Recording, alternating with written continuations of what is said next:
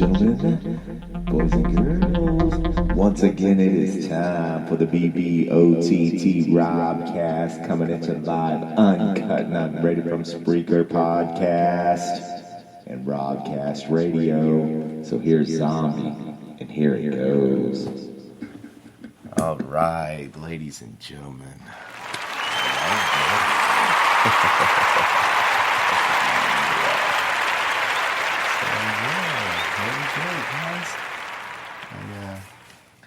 My apologies, ladies and gentlemen, for being away for a few days.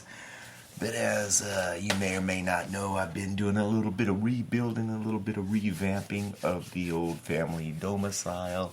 It's just about done, but I did have to take a couple of days away. Well, I could just vent with you guys for a minute or two about one of the main reasons is that we're constantly trying to improve on our quality and improve on bringing you guys. And speaking of, yeah, there we go. Turn that. I'm picking up. Hold on a second, guys. Thank you. Picking up white noise like a mug, and we do not want to hear that, because listening to some of the shows, I hear that popping and stuff like that. And because, again, how we're constantly trying to improve on the show and bring you guys better sound quality, definitely our opinions are going to stay about the same, but we know through the show they're going to change. Hopefully some people, like maybe Chrissy's going to grow on me and I'll start to like her. I don't know. But in saying such as bringing you guys better quality, well, we ended up ordering a new, it's called a phablet. It's a tablet and a phone. Takes 2 SIM cards and 32 gigs and this and that. And I couldn't get it to function properly, guys, in order to get it to bring you guys the show at my house. I'm at my brother's house now, and I actually already switched over to something different anyway. Woosah, be careful about, what new phone you buy, because I got the new phablet, and first I broke it and had to send it back, and then I got another new phablet, and it's just not we checked it out. I had my guy check it out as far as the speed and the processor and this and that and all that checked out, and no. Anyway, so I ended up with a really good new tablet that we will use for the show. And speaking of, we do have some audio nuggets. We got some audio nuggets from inside the Big Brother over-the-top house for all of you little maniacs that be watching this crazy stuff all the time. We do have some antics and such going on inside the house. And just, one more little note about bringing you guys better sound quality, etc. I like the microphones I'm talking to you guys on, and that I'm going to bring your audio nuggets to you. But there are better quality microphones on the way, and I think they happen to be in customs right now. They should be here within the next few days. So rock and roll, guys, without more total self-indulgence about venting about getting a poor phone or whatever. We will talk a little bit about the Big Brother Over the Top cast and how we feel about their gameplay so far in the house. I have tried to stay caught up. It's kind of tough switching from, if you're a hardcore Big Brother maniac and you watch all the live feeds anyway, which I have done a couple of seasons, and I liked watching the live feeds and getting there in the chat rooms with you guys. It was always a blast. Met a couple of crazy ladies because, I'm the eternal bachelor. I'm the one that they meet, and then they fall in love and they get married. That is a fact. Every time I start talking to someone, I'm like, well, you'll see on Facebook here in a minute where she's engaged. Boom, here, where's mine? Thanks, buddy. So rock and roll, guys. We'll talk a little bit about gameplay. I'll bring you guys some audio nuggets. I will try to equally offend everyone, so just wait. If I haven't offended your neighbor, I will. I'm kidding. What I do is I bring kind of like just shoot from the hip what I think about what's going on inside the Big Brother house, over the top house. And we know that Master Jeff Schroeder visited inside the Big Brother house this week and hosted Veto Comp. I might have an audio nugget from that. There have been some interesting things going on. Okay, I'll save the gameplay. We'll go over the list of the Big Brother cast, who's still in there, and how we feel about their game. Rock and roll, guys. We know that the first head of household was Monte. That was kind of a strategic thing. Maybe everyone it was kind of like past the hot potato, and he ended up with it. Cornbread out of the house. We know that Alex won the last HOH. Not this one, but the previous. Jason. That is such a trip. Jason rocks the veto code and takes himself off the block. And we have a house divided, guys. We've definitely got the Misfits versus the Plastics. We got a couple of floaters, and we're talking about Scott and Danielle are kind of in between. Shane and Danielle are kind of in between. And it seems like, whenever I see, we'll talk a little bit about what I saw just now. I just left the live feeds a little while ago, and then kind of started getting with Flip Flop here, the producer, to bring you guys a live show, rock and roll. Thank you very much.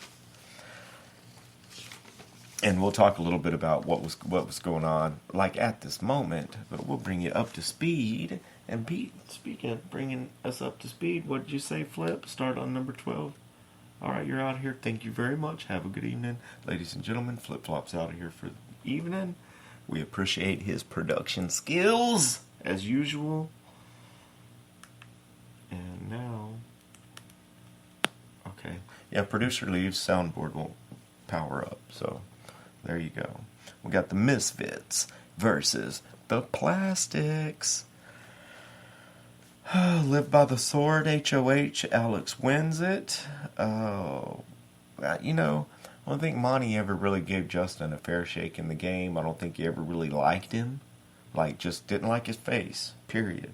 And I don't know, maybe Justin felt the same way, but I did not see that as far as him having any negative, real negative. I'll have to really think about that one for a moment, because I don't think, other than just kidding around, that Justin really had any bad intentions.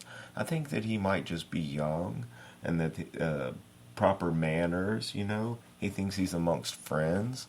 So the fact that his language and stuff like that, he's talking to a bunch of other 20-something-year-olds. It's not like he's talking to his elders there in the house.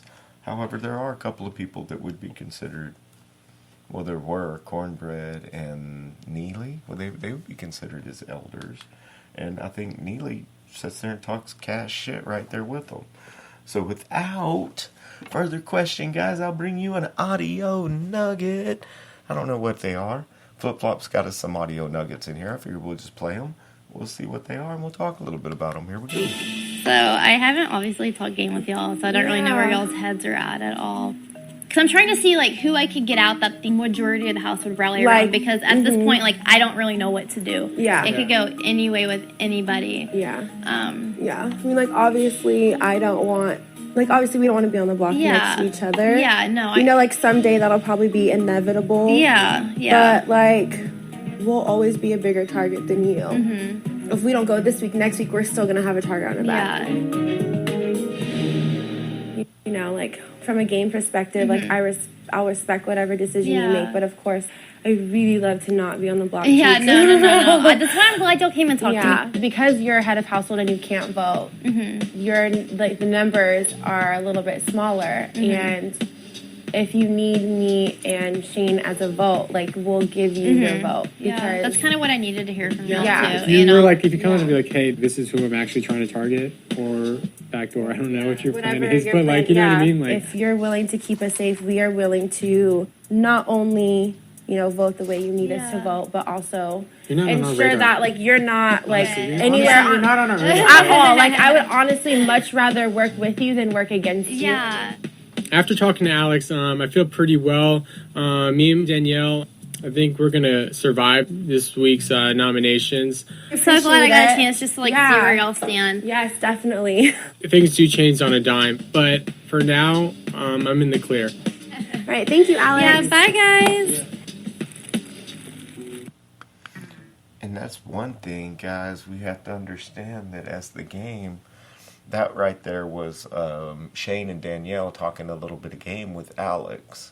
And we have to realize also that as the numbers get smaller in the Big Brother over-the-top house, our numbers are actually better as far as our vote, because we're not going to get voted out. Now, what I thought would be really amazing is if they actually let us be the head of household one week and nominate 2 people and let the other house guests throw the third one in there. What do you guys think about that? I think that'd be pretty cool if we were actually able to participate and somehow win the head of household and put 2 people up, and we get to just live in the HOH room. I don't know how they would do that. They'll figure it out. Anyway. Got the Misfits versus the Plastics, and there's a little bit of a gray line there. I was really, really, really hoping that Alex could, like, go over the fence enough to bring Jason onto her side, and they could become girlfriends. That would be amazing. I think it would. That would be a ride or die undercover duo.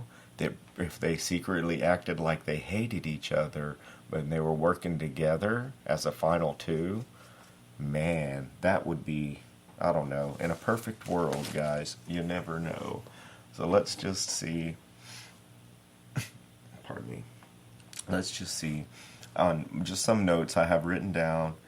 Alex did vote opposite of the house. Whenever Cornbread was voted out, it was 9-1.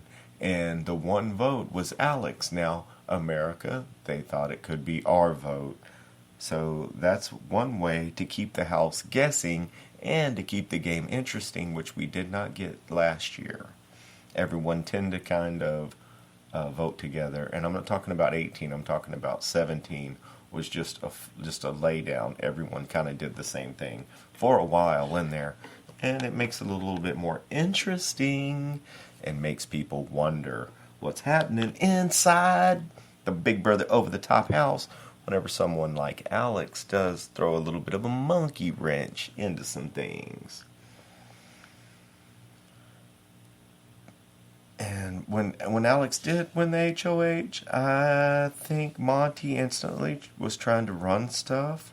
Alex realizes this. We might have an audio nugget for that. I did request. I have on my notes too that Justin disrobes in front of the ladies. I did not see this. I did watch the last episode, and I had asked Flip Flop to record, anything to do with that. But I did hear them the other night. They were talking about it, and you would think Monte was so upset, so appalled by it. You would think that somebody like sexually assaulted someone in there. And then after seeing it, what actually happened, the dude took off his pants and he was really covering up his junk with his hands and got into the shower. Justin was. Now, by the way Monte talked about it, you would think that he ran up and slapped Morgan upside the head with his ding-dong. And that's just not what happened. Yeah, he slapped her right upside the head with his fucking ding-dong, man. 3 times. And then he laughed at me. And then he got in the shower. And I would have kicked his ass. Woulda, coulda, shoulda. But, yeah. And, yeah, maybe we've got something like that. Anyway, I just thought that it was really interesting how upset Monte was and how